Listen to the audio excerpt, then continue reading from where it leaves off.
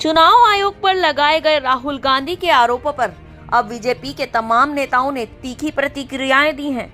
ऐसे में पूर्व केंद्रीय मंत्री और भाजपा सांसद अनुराग ठाकुर ने भी मीडिया से बातचीत के दौरान राहुल गांधी पर कटाक्ष किया है।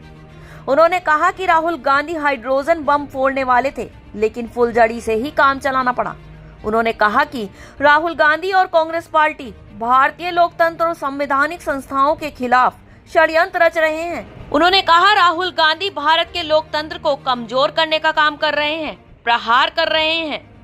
लेकिन अगर निष्पक्षता के साथ भारत का इलेक्शन कमीशन काम कर रहा है तो बार बार राहुल गांधी जी का प्रयास है कि लोकतंत्र पर प्रहार किया जाए, भारत के लोकतंत्र को कमजोर। अनुराग ठाकुर ने कांग्रेस पर गंभीर आरोप लगाते हुए कहा कि पार्टी बार बार झूठ बोलकर और जनता को गुमराह कर भारत को नेपाल और बांग्लादेश जैसी स्थिति में धकेलना चाहती है।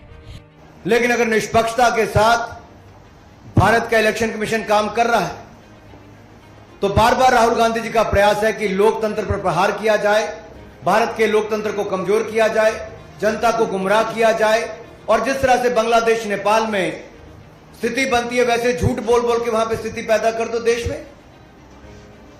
राहुल गांधी के तमाम आरोप और बीजेपी का पलटवार दोनों के बीच जारी इस राजनीतिक घमासान से आने वाले दिनों में राजनीतिक गलियारों में सियासत और भी गरमाने वाली है।